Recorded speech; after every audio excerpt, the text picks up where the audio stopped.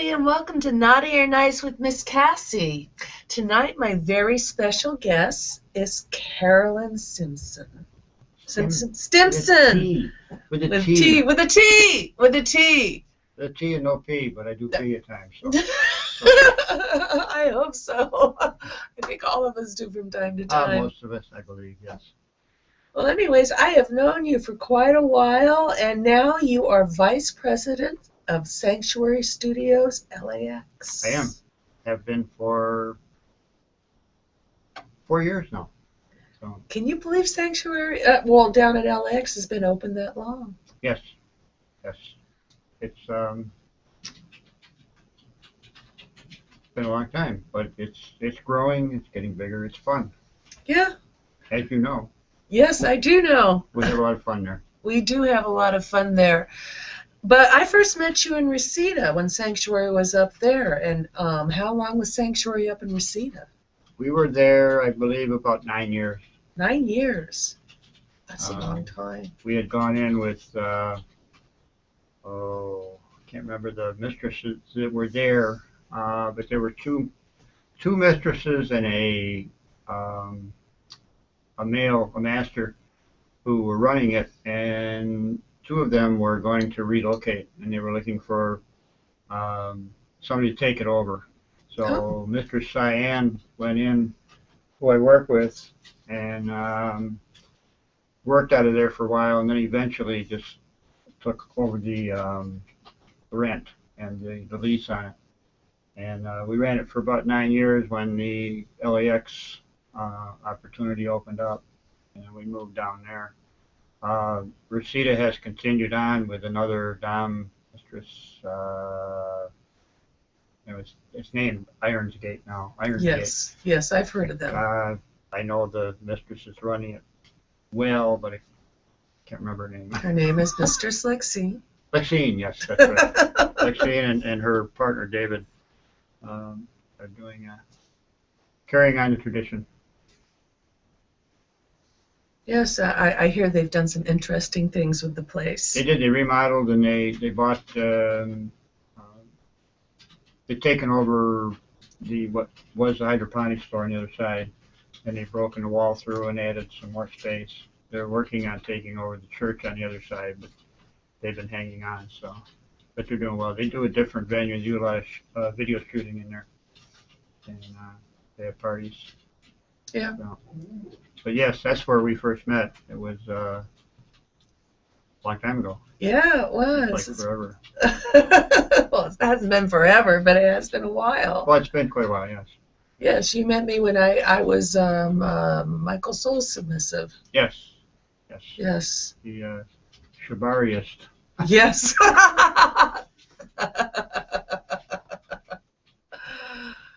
Oh, yeah, it's been a while.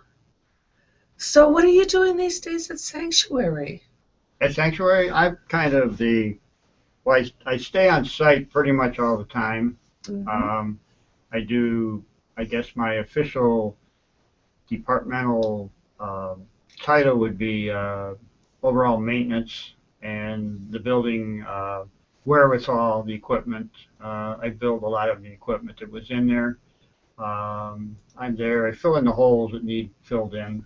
I'm there if somebody's coming in for a late night rental. I'm always there to open and close the door and make sure the sound equipment works right if we have an event, and the lighting. We have plans down the road sometime in the next couple of years to do a lot of expansion down there. Really? We're going to add quite a bit to the stage and the lighting system, the sound system, and the rooms themselves and the equipment. We've got a lot of forward-moving plans to improve things, make it excellent, more elegant. Nice. Yeah, it's always an ever-changing process down there. I've watched the place evolve from day one, you know, and I mean it's just been taking on a life of its own, and all the way to different rooms where they've just kind of, you know, found their own personality. Yes. You know, because I know that first we tried to make Anubis the medical room, and now it's a jail cell, and it like so works as a jail cell. the medical room was kind of a albatross. It doesn't get a lot of call for use. It's very limited. So to have its own room was kind of a waste. We found a corner in the large Hades room in the rear, and that's worked out well. There's not that much call for medical play, and some of the medical play is over the line of what we're allowed to do as a dungeon. Well, yeah, that's true. I've seen a lot of medical play at conventions and stuff that I've done in other states and different things where these people are truly into it. But then I think about what they were doing, and their space had to be cordoned off. I mean, you know, the amount of needle play and different things well, the other difficulty is for a really usable medical room, you need a drain and water, hot cold water. Absolutely. And we don't have that at the facilities, and it's too costly to install it. And we're limited a little bit. We don't own the building, we lease it. So we've got restrictions with the landlord as far as what we can change here and there. Well, absolutely. A little nervous. Nice person, but he's nervous. Well, they do have these little portable sink units you can do, and you put like this 5-gallon jug underneath of it, and you know. But then someone has to empty the 5-gallon jug. And I don't want to do that. Oh! I'm getting to an age where about 10 years ago, I made a vow that I wasn't going to pick up anything over 40 pounds. That was it, my limit. And my limit keeps going down, but it doesn't happen. I keep having to pick up things, and no, I'm trying to avoid that. So don't suggest that to anybody down there because it could happen. Okay, you didn't hear that. Yeah, no, that's one of the things. We're looking at down the road. There's a possibility of 6 to 8 years down the road we may purchase our own building, a larger facility in the general area. We're just kind of playing it by ear right now. We're growing rapidly. We could use a larger building now, but 7,000 square feet is really not enough for what we're doing. Yeah. But it's working well, and we're growing slowly. We have growing pains now and then, but it's well, good. Yeah. I mean, you know, I know performance-wise, I would love it if the stage was a little larger. But you know, I love what you have there, though. Well, it's twice the size it was originally. I know, but I want more. It was 8 by 8 but Carol, originally. I want more. Well, you always want more. I noticed that. Yes. I know we're always screaming. It's like, Carol, we want this, we want that. But you know what? You're the one that knows where everything is and knows how to do everything. Well, that's true. Due to my past, I've had a really blessed life because I've enjoyed and tried a lot of things in my lifetime. I haven't missed too much. I still have a bucket list left. I saw that movie the other night. You ever see the Bucket List movie with the black actor who's really good that plays God? And Morgan Freeman. Morgan Freeman and the Lakers. The Lakers fan. One.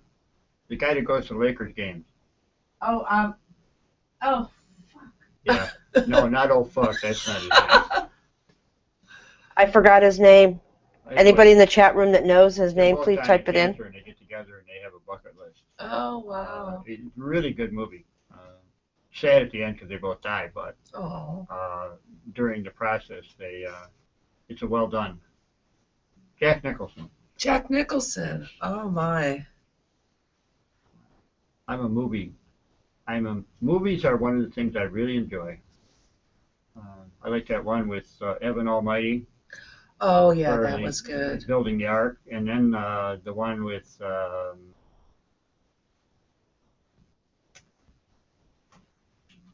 Comedian. The one with Jim Carrey? Jim Carrey, and Bruce Almighty? Bruce Almighty.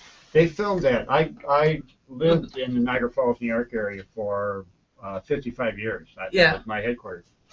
And it was funny watching the movie. They put up a fake set. They were down at the base of the American Falls is where the Maid of the Mist boat is a ride that goes up around the falls. Yeah, I've heard of the Maid of the Mist. It's a big tugboat. It's like 60 feet long, and you get on with. They give you raincoats, and they take you right up to the edge of the Canadian Falls where it's coming down in the rapids down there. It's quite an adventuresome thing, but they they were shooting part of the film in Bruce Almighty at the base. They had a fake background, and here they are right on the spot, and they put a canvas, you know, a backdrop. No way. Yeah. But all the shots, he worked at a TV station, WKBW in Buffalo, and I worked out of there several times. All that was authentic. Wow. The back parking lot and that all was that's what it was. Oh my gosh. He's kind of a arrogant. He's a good actor, but I've been on set with him, and he had a young lady following him around with a VCR camera, filming everything he did. Very moody, good actor, but I don't know if I'd want to go anywhere with him. Oh no. You heard that here. Anybody in the chat room yet now? Yeah, we have a few people in the chat room. We have Justin. We have Pig Carrie, Oink Oink. We have Mona. She says hello to the both of you. Oh, hi, Mona. Yeah, and Yes. That used to be, I used that name on screen. You did? When Mr. Cyan and I were in Reseda, we hooked up, we were doing fetish movies and supplying websites in Europe. We supplied 25 pay websites. So we were doing 25 one-hour fetish videos a month and uploading to them and selling them, plus the stills. And during that process, we were approached to write a script and do one for ourselves. And we met with the movie company up in Northridge. And during the conversation, we gave them our ideas on the scenario, but they wanted us to each come up with scene names. So I picked Mona Lot. Mona Lot. But that comes from when I played. I've been in a DS relationship with Mr. Cyan for about 15 years, and I'm spoiled because I got the best in the world. But when we do scenes and play, I'm rather vocal. You can hear me for 6 blocks if the situation allows, and she says, "Okay, you can let it go." Aww. So hence the Mona Lot. Because I'm very reactive. We draw a crowd, but Mona Lot. But we use Mona that. Lot. We use that name. Mona Lot. And strangely Nell enough, loves that. yeah, well, strangely enough, what was it, about a month ago, somebody came to our dungeon event. We have an event called Women in Charge, which is female tops and male bottoms wick. And somebody came from down towards San Bernardino, who I had known and encountered. We were in several other organizations. And she knew me as Mona, as Mona Lot. And she came up and said, "Mona, how are you?" And I'm going, "Wow." Because it's been 15 years since we did any of that, and I kind of lost that. But it was, where is Mona located? Is she in California? Yes, you know Mona. She works at the dungeon. Yeah, we have a Mona at the dungeon. We have a Mistress Mona. Yes. She's a top. I can't keep them straight. She's called Mona Demona. Mona Demonica. No, Mona Demonica. Demonica. Yeah. Yes. And she goes, "Wick is awesome." Oh, okay. I was going to say, I think I'd heard that name before. Yes, I probably met her. Yeah, Wick is awesome. They've done really well. They started out, I think they've been going about 6 or 8 months, and they have grown. They've filled in the shortcomings they've had. They've improved it as they go, and they're very organized. They draw, generally, they do it once a month, and they've been drawing between 80 and 100 people. Really? And that really has come a long way, because I used to go to WIC when it first started, when it was actually at a dungeon that was a little private dungeon, and then we eventually moved it to Sanctuary. And I understand that it really has come a long way. Both of them have. Mistress Raven and Master Zeus. They're a couple, and they do it once a month. Once a month there's WIC, Women in Charge, and then 2 weeks later there's Men in Charge. Yes. The Gentleman in Charge. Gentleman in Charge. That's what it is. With Master Gabriel and whatever. Yeah, Master and Gabriel. Zeus. I have a fondness for male masters, as you probably know. Good one, Carol. Please share with us, Carol. Yes. Male masters are almost my favorite species on the earth. But I must mention that I'm also very fond of orangutans. So if there are any male masters listening, you know you know who I am and where I stand. And you want to mess with me, just mess with my mistress. I have a big plus there. I've had many situations in the BDSM community where people will come up and start ragging on me, and I go, excuse me, I don't belong to you. I'm not the house slave. And did you see my name tag here that says property of Mistress Cyan? Oh, and the whole attitude changes very quickly because Mistress Cyan carries a lot of clout everywhere. The name is, she's internationally known. Yes, she doesn't blow it around, but it's a pleasure. What's she waving her finger? Oh, there must be a comment in the chat room. Oh. Yes, Pete Carey said, yes, please share, Carol. How do you like male doms? I'm a male dom? She says, how do you like male doms? It's Pig Carey just being. Oh, Pig Carey. Yeah, Pig Oh, Carey. hi, Piggy. I know Carey. Yeah. No, you've been some of the locations when I was applauding male doms, I'm sure. Their arrogance becomes them. That's a nice way of putting it. No, I can tell you honestly, I've been with Cyan probably close to 18 years, and I've seen most everything. And of all the male doms that I have seen, and they're not going to like this when I say it, it doesn't give them a lot of credit, but there's probably 2 male doms that I have ever met in all that time that I would ever consider subbing to and playing with. But on the other hand, there's probably 4 female dominants that I would do the same. The rest of the people, I just wouldn't be comfortable doing it with their. I'm spoiled. I've been with Cyan, who pretty well knows the whole thing. She's amazing. And I enjoy going with her. It's kind of like walking with. Can you imagine walking with Moses when he parted the Red Sea?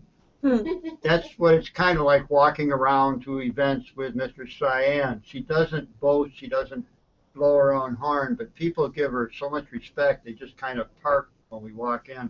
It's a powerful feeling. And to be her submissive is a joy also. So, but we also, I've been a good friend and a business partner with her. So. She's waving her finger. Is the finger thing something new? I shouldn't do that last time I was here. Mel likes to do that. She's just letting us know that She just wave her finger. She didn't do anything else with it. Are you doing anything else with that finger we should know about, Mel? I'm reading the chat room, and Justin said, thanks, Carol, for the help at the auction. Justin the auctioneer? Yep. Oh, he was superb.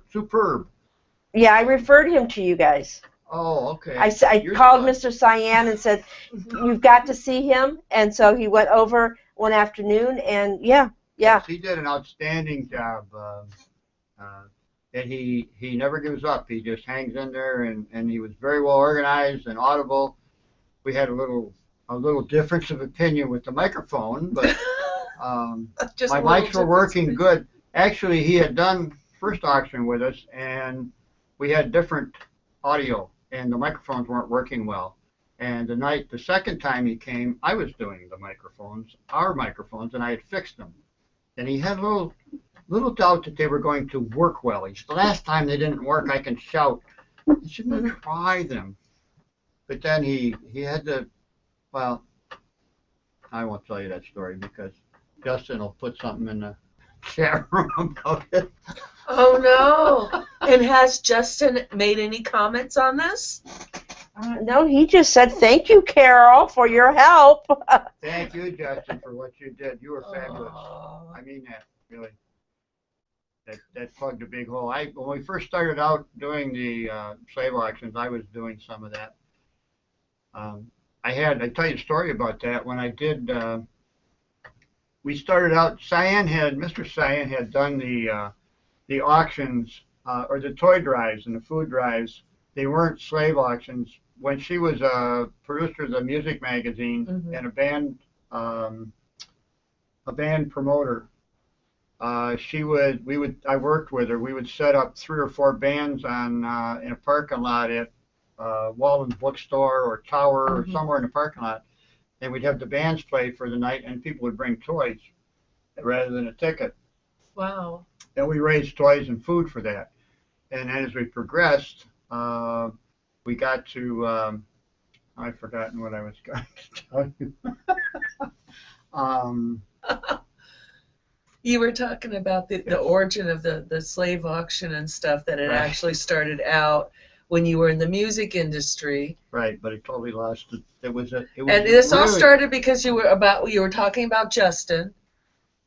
I did, yes. We did it at Reseda, which was too small. Okay. Our first slave auction was at Reseda, which was 1,200 square feet, and we had like way over capacity people. They were elbow to elbow in there. And prior to that, I used to do at Reseda what our receptionists do now at Sanctuary. I used to book the clients coming in for the processions, and I was there and ran that part of it.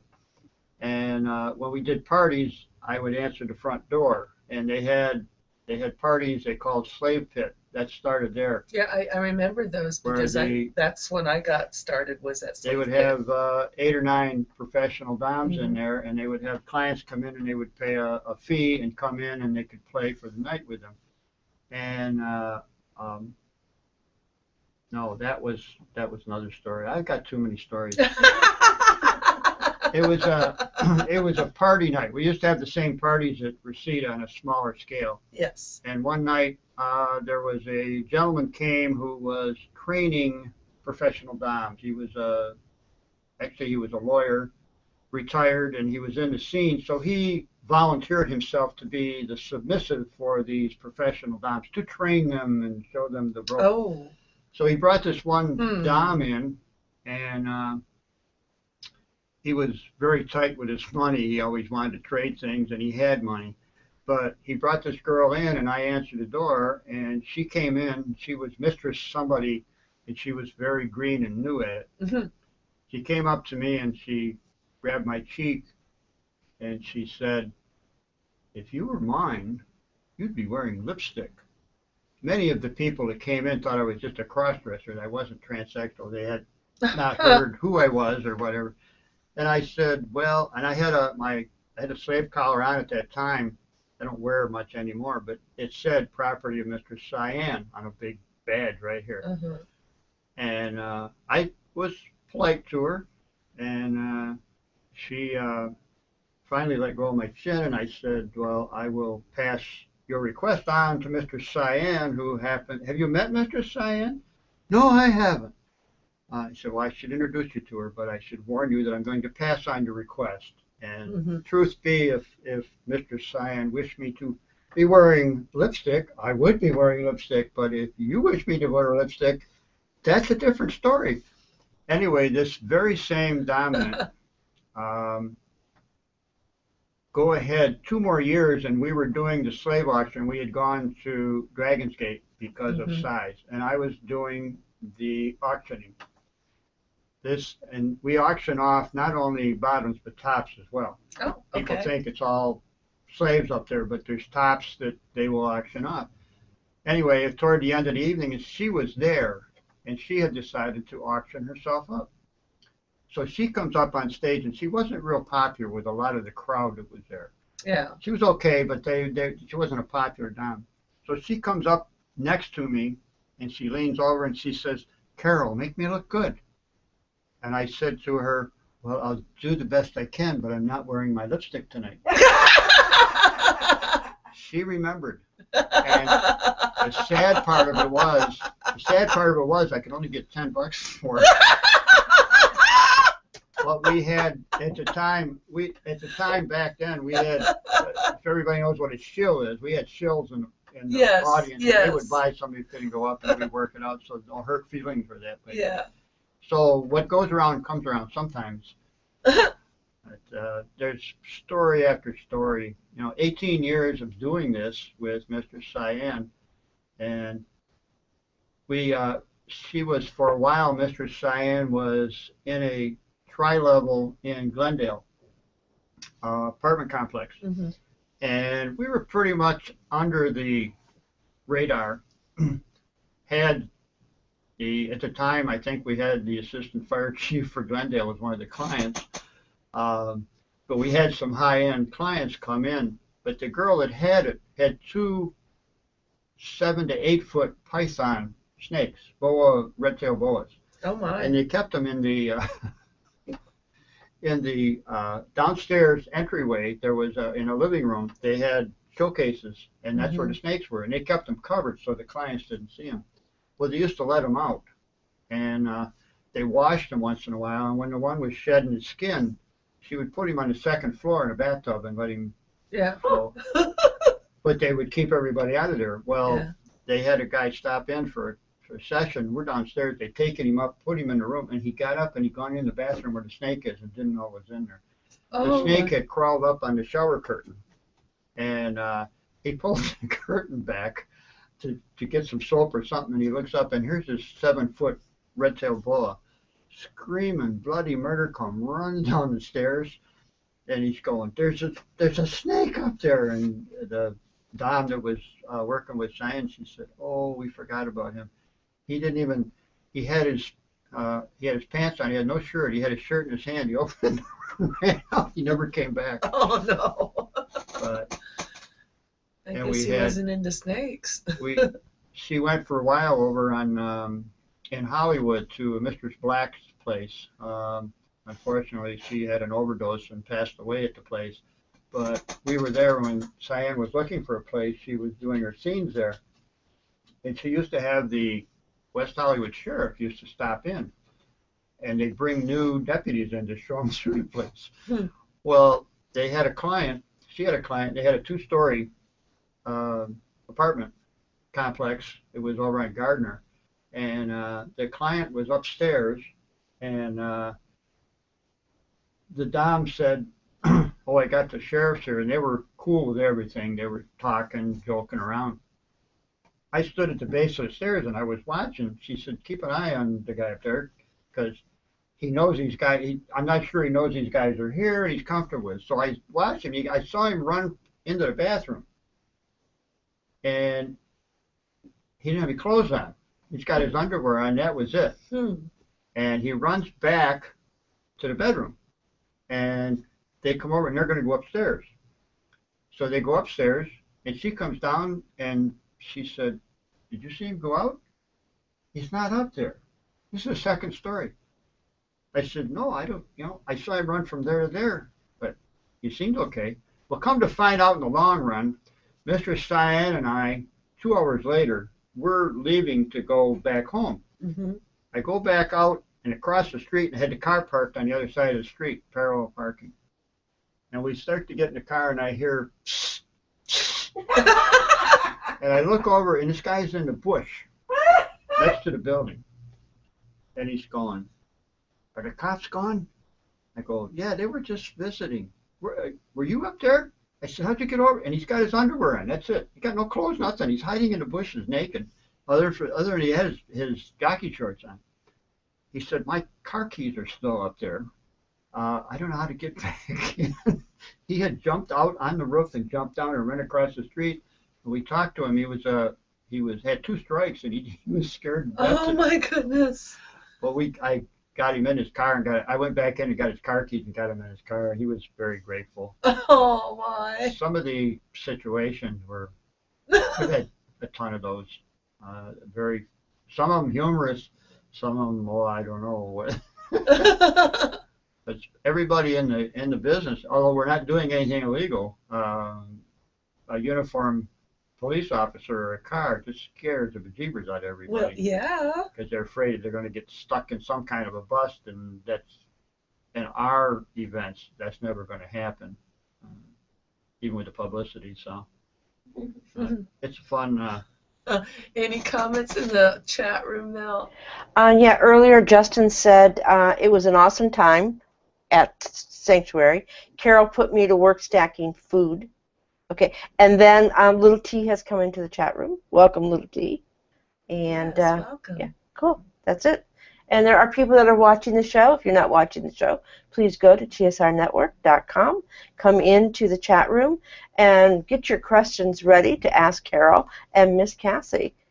So, Oh, yes, and we must take a moment for Art Miller.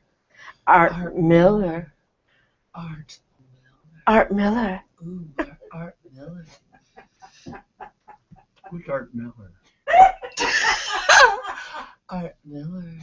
Yes, he's Art Miller. Yes. Art Miller. Ooh. This reminds me when Harry met Sally.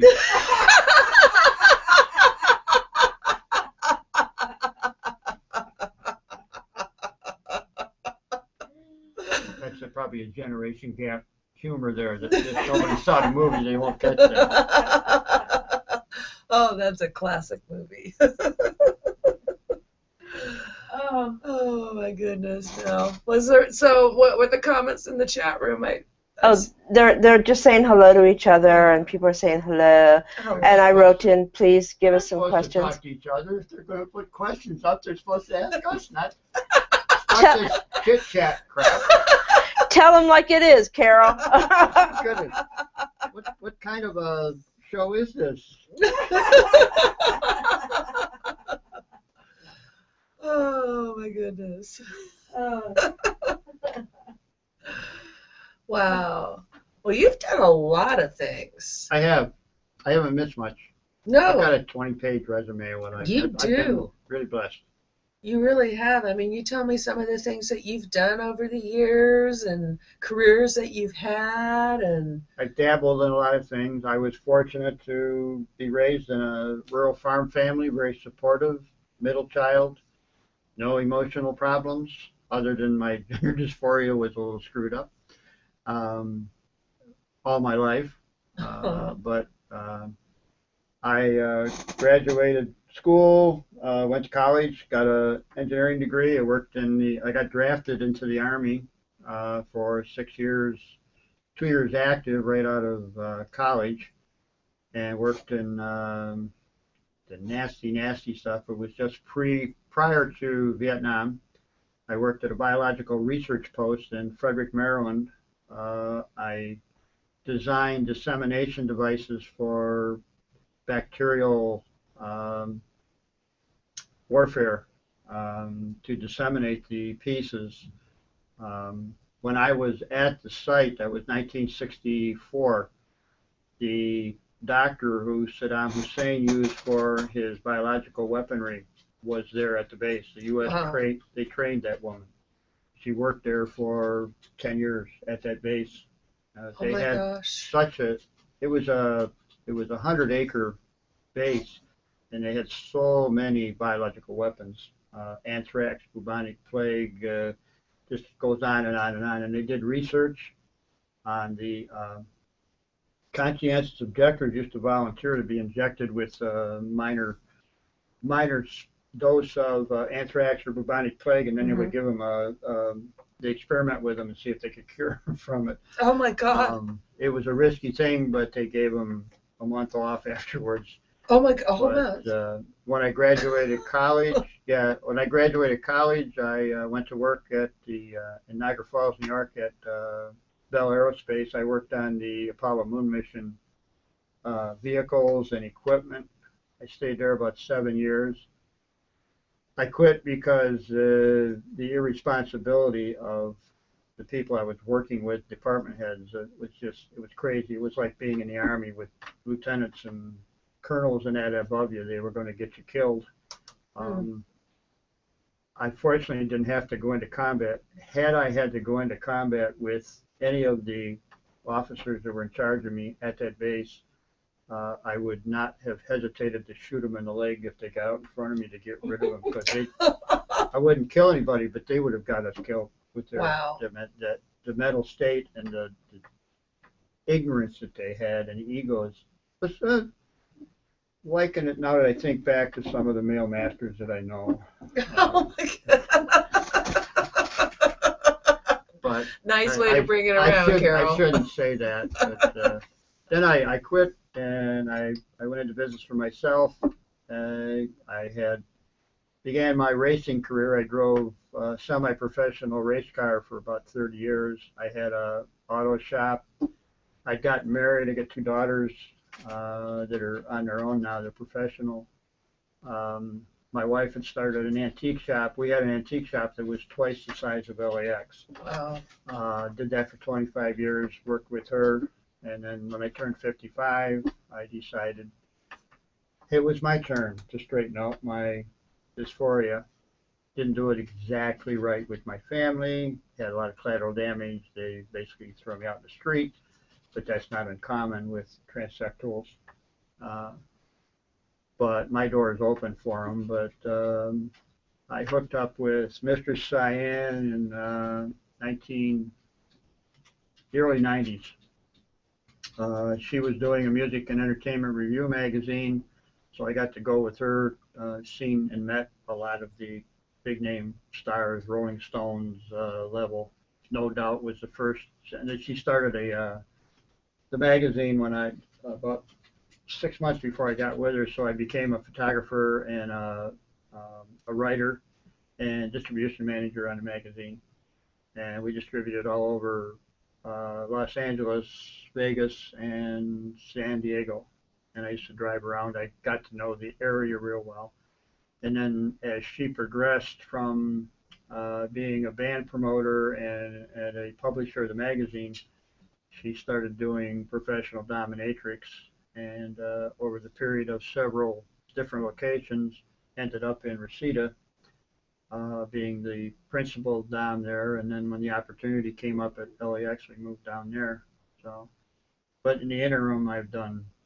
Yeah, when did you become involved with the sisters? Because the photo that I put up on Facebook was one. It looked like you were actually at a protest. There's a picture of you and one of LA's finest.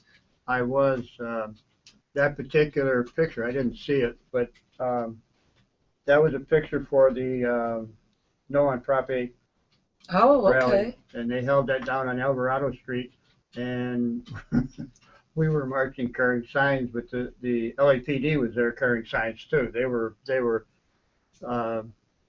all with us. I had done on the East Coast, amongst everything else, I had done a lot of fundraising, and I helped people out. I was involved in a historical society in the little town we were in, and once a year they had a fundraiser. It was a country fair that drew about 5,000 people in one day, and it was on a 10-acre site, and I helped organize that. It's kind of the vice chairman on that. They did that for they're still doing it actually. Their profit for the year was $25,000. It was all done with volunteers. The $25,000 kept the place running, and they had a lot of memorabilia. The East Coast has a huge amount of history because of the location. And I also was in charge of a antique automotive museum, and with my business I had done antique auto restoration. I built street rods, I built race cars, so I had that knowledge. So I maintained them, restored some of them, and set up the booths, kind of like the Peterson Museum, only a whole lot nicer. Oh. I was disappointed when I went to the Peterson Museum out here. I thought it was more elegant than what they had. Oh. It's a nice museum, but it's kind of sparse on the cars and the displays. But so I went through all that. Along the line, I taught. I was a substitute school teacher. I was a substitute school bus driver. I drove full semi for about 10 years over the road, back and forth from Buffalo to New York City. That was kind of a fill-in part-time to raise money. I've driven every piece of farm harvesting equipment you can imagine, as well as the excavation, bulldozers, and all that, there isn't much I missed. The only thing I haven't done is very much with airplanes. I never got my pilot license. I tried it a little bit, and I get dizzy, I get vertigo. Oh.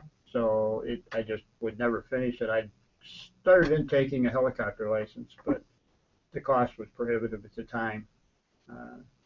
But there's a lot going on. I also did residential and commercial real estate with Century 21 when that company was branching out. I also hauled cars from the U.S. or from Buffalo to California. I would take antique furniture out and sell it, then buy cars out here and take them back to Buffalo and sell them because they were rust-free. You've done a lot of things. Oh my goodness. But Mel, has there been any interest in the chat room? I mean, Carol's just done it all. Yeah, people are asking questions and making comments. Mona said Carol should write a book. She says, your life is so incredible. You've done so much. Mona has also asked, we have 2 questions. Mona has asked, what fetish have you been most surprised to find that you enjoy?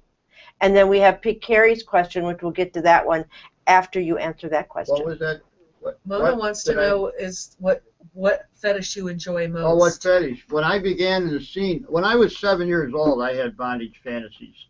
And don't know where it came from, never found out.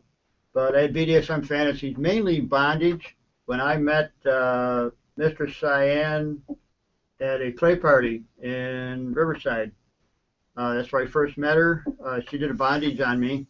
And then she had, at the time, had moved up to Big Bear. She lived up there for a while. And I used to go up there early on. I went up there a couple of times, and she did a flogging and a single tail on me, which was not on my to-do list or desires at the time, but I was willing to try it.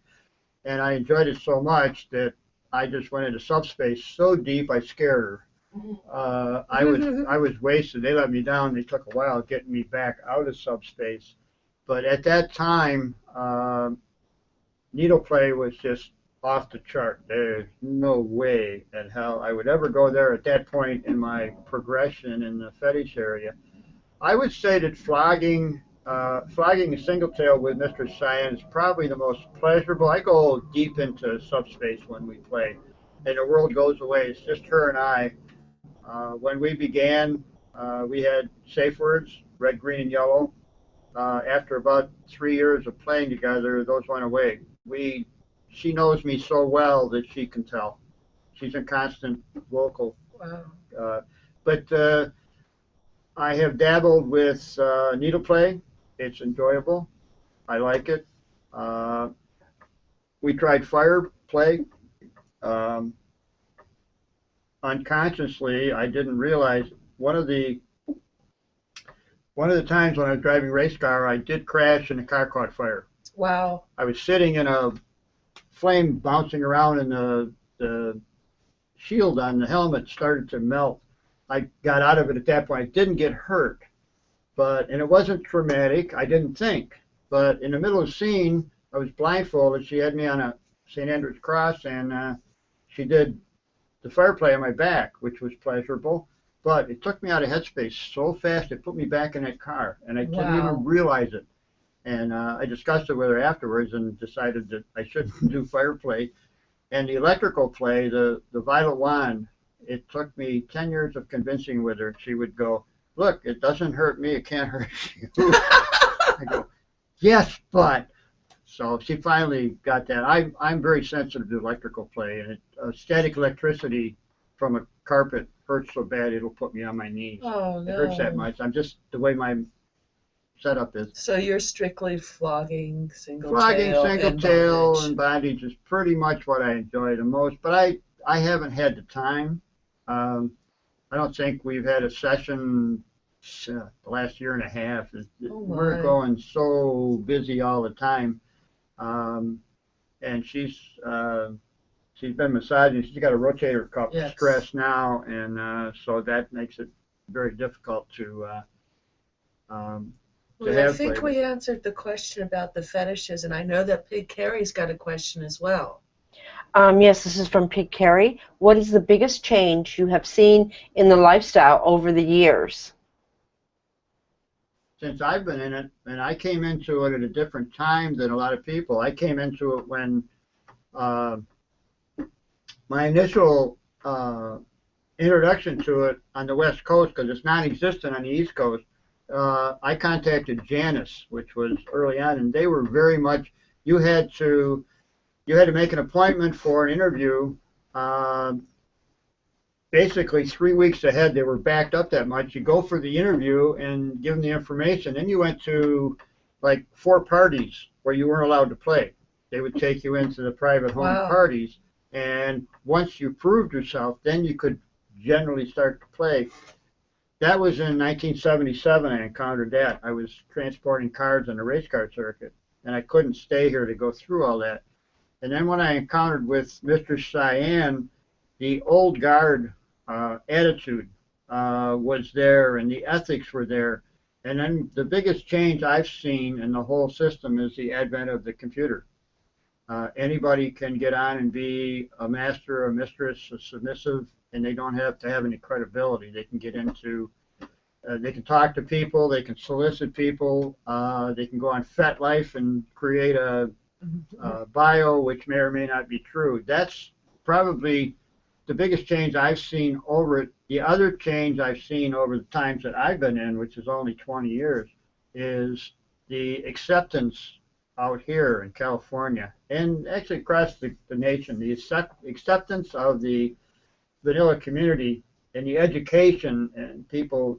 The 50 Shades of Grey book, we have noticed a slight increase in curiosity and a decrease in the you are perverted people who are just painfully slapping each other around, and it's all about the hurt and the sadomasochism. I've seen a slight change in that, but I think the advent of the computer really put a dent in things, and it's changed everything around. It's not all bad. It's got pluses, but it's also got some negatives. Well, there's always going to be some negatives to anything. I still have people that refer to me as like I live in a complete separate world from them, and it's like, no, I go to the grocery store like you do. Well, that's another change that I think people are learning, that we're real people. Yeah. We have I found, especially with the sheriff and the LAPD, and I had an experience. I'm also belong to the Sisters of Perpetual Indulgence, and I was going to Long Beach Pride, going down to 710. I had a flat tire, and I was in full dress, white face, my habit, the whole thing. And I got out, and I couldn't get the lug nut off. And it was 10 o'clock in the morning, and female CHIP, California Highway Patrol, pulled up behind me and asked if I needed assistance. And I said, well, I don't have the wrench to get this off. And she said, well, the freeway towing service will be along. They start at 10 o'clock. I called them. He'll be stopping. So she waited with her lights on. I was off on the shoulder. But her demeanor was like I was everybody else. She didn't mention one time, why do you have this makeup on? Why are you dressed like a nun? And you're not dressed like a nun that I know. But she was very accepting. When the whole thing got patched up, I walked over and I gave her a card from our Los Angeles Sisters of Perpetual Indulgence. And I said, I want to thank you for what you did and your help here and your general acceptance and non-judging, non-judgmental. Thank you. She has some good points. She does. You know that she's not as old as she looks. Carol! Excuse me? That wasn't the proper way to say that, was it? I thought about that on the way up. I was going to compliment her, and I don't think I made it. We were talking earlier about age before you got here. And she was telling me she was 26, and I know that. I think she was talking about the time she's been in the scene. I'm not sure. Or maybe she just reversed her age. Huh? Huh? What? got her I see finger the up finger again. up. That finger worries me. Last time I was here, that finger wasn't going like that. That's a new thing. Question? No, statement. Statement. Carol, you have been such tremendous help with BDSM Pride, and anytime that I come to Sanctuary, you've always greeted me with such warmth and caring, and you've just been amazing to me. I just want to let you know, and it's Rev Mel telling you that. You're an awesome, awesome human being. Well, thank you. I can tell the story about how you saved my life in the was the LA River when I was coming down and you caught me and saved my life. You know. I'm forever grateful for that. It's a rare snowstorm in LA. I slipped and fell into the river, and she just happened. It was right down. It was right down here at this viaduct at Colfax. She was living here, and she happened to be walking across the bridge. She said, "Well, that's Carol," and she ran down and grabbed me. And Oh my goodness! said, Wow. Well, I had rope in the car, so I was able to throw it. and she never got wet through the whole thing. That's It's amazing. amazing. Yeah, and then the angels came down and did their wings, and yeah, and the fairies came out, and everything went. The frogs were singing music, and it was an awesome fairy tale. You asked me before what got me interested in the sisters. I was doing similar things by myself on the East Coast in a little town I lived in. I helped out people. I would do fundraisers. They had this was a little town of 850 people at a crossroads at a stoplight, 7 churches and 9 bars, and it was a country. And they had a street dance one year, and I was on the tourism committee for the county. And they wanted to do something, so I said, if you guys volunteer, or you guys pay for a costume, I'll wear it. So we decided to get a gorilla suit. So I got a gorilla suit, and I was up on top of the buildings waving to people and that kind of thing. And I was doing different stuff. I did the the local high school had, and I taught school there as a substitute teacher, and my kids went there. Mm-hmm. And I played in the band with the band director. I played in a marching band and a concert band. I was also a musician. And at Christmas time, they would have a seniors day. They would invite all the taxpayers in, mostly senior citizens. And they would have a congregation in the auditorium. They'd have a band concert. And they take them to the cafeteria and serve them lunch, and they take them through all the classrooms and show them the improvements, what their taxes are doing. Well, I got there early. Well, to get back, my mother at the time was the town councilman, one of the town councilmen. Mm-hmm. So she was a politician. She was invited. She was there. The Justice of the Peace played Santa Claus every year in this great Santa Claus outfit. Mm-hmm. He broke his leg. Oh, no. So they asked me if I'd do it. So I said, yeah, I'll do it if nobody says anything about who I am in the suit, because you couldn't tell. It was a great beard, the whole shot. Yeah. So I got there early, and I went into the band, who was rehearsing in the band room. These people are starting to gather in the auditorium. My mother's sitting down the front row with the diplomats. Uh-huh. I knew the band director, Keith. So I went into the kids in school, and I said, look, I'm going to sneak in there. When you guys get on stage, I'm going to walk over and give Keith a note and try to get him not read it, because he wasn't the brightest bulb in the world. Good band director. I wrote on the slip, "Dear Keith, you really should check your pants because your fly's open." I got it in an envelope, so I sneak over. They got the band on there. They're ready to do the first concert. And I come out the side entrance on the floor in front of the stage. And he's going, "Oh, Santa's here. Guy Santa." I go, "Hi." And I hand him the envelope. And I turn around and start to walk away. And he opens the envelope and he starts to read it. I turn around and I go, "Don't read it." And he's going, "What? Dear Santa." I said, "Don't go any farther." He finally stopped. One of the kids reached up and grabbed the note and said, "No, don't do it." If they had read it, all the diplomats in town heard it. My mother did not know I was in the suit. They went from there to the cafeteria. they're all sitting eating, and they're inviting the dignitaries to come up with the microphone. So they invite Santa up. So I get up there, and some clown teacher or principal or somebody invites my mother up. So my mother, she's standing right next to him, does not know it's me. And she's talking about how Santa was, that she has no idea who it was. And she went back to her seat, not knowing. And I walked through and talked to different people, and I walked down with all her friends, and I leaned over and I said, "Hi, Mom." She chased me. She chased you. But she's waving her finger again. When I was doing that kind of stuff, when I came out here to California, I saw the sisters in the gay and lesbian parade in West Hollywood, and I thought, whoa, there's a whole flock of people doing what I'm doing, and they're doing as a group. So I investigated it and became a member, and I've had a great time doing all the stuff that they do. That is awesome. Now what's up, What's Mel? the finger going? Little T wants to know where on the East Coast, and then I'm going to throw in a question. So, what is your sister's name? Oh, I was 8 miles from Niagara Falls, New York, on Lake Ontario. I grew up on the shore of Lake Ontario, a little town called Wilson, New York. And my sister's name is Sister Margaret Snatcher. The reason for that, eventually, I would introduce myself. Now she's got 4 fingers up. I know. I just had a colonoscopy, so that's not a good sign. No, they put me out for it. What was I going to say?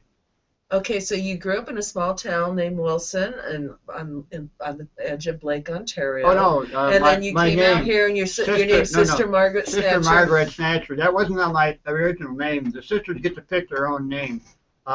Initially, I was after Margaret Thatcher. I wore a British outfit, but eventually, I've had my surgery, and I always wanted a snatch all my life, and I finally got one. So that's where that name comes from. When I tell people that, they laugh. It gets more humor coming out. You mean this whole hour is gone? Yes, can you believe that? It went fast. I used to have a radio show.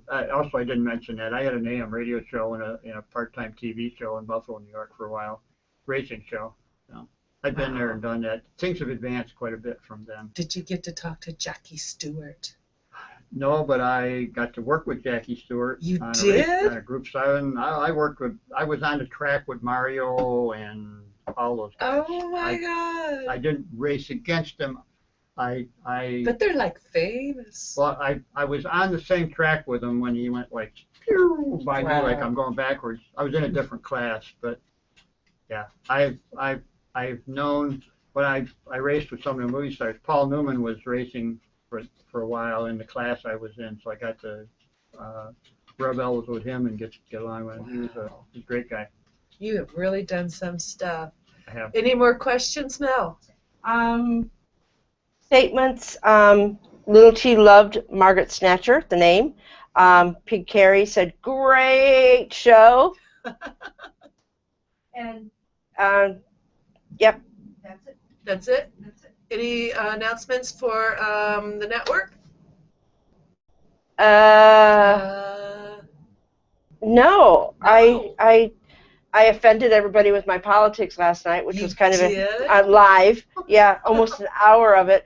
Me and Rye. Yeah, it was quite. He's quite the Democrat, and I'm quite the I don't know what I am. But it was quite a show. Justin watched it and said I should do a political show. I don't think so. Everybody will hate me. Remember, we live in Los Angeles, so it's pretty fascinating. Yeah.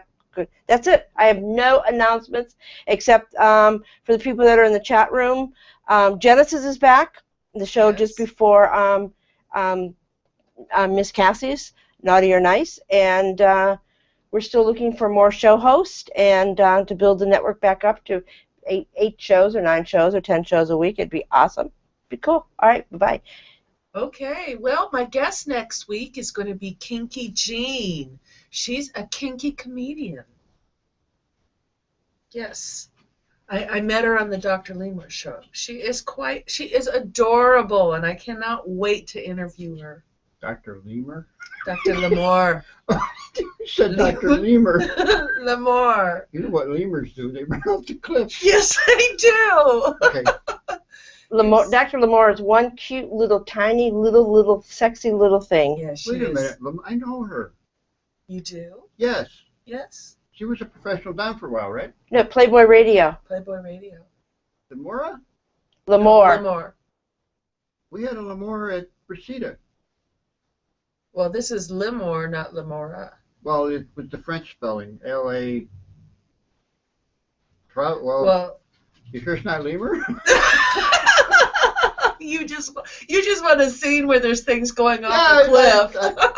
I've seen those. I've actually seen them. That's going to be the next furry fetish thing. Is going to be lemurs jumping off cliffs. Everybody's going to, that's going to happen.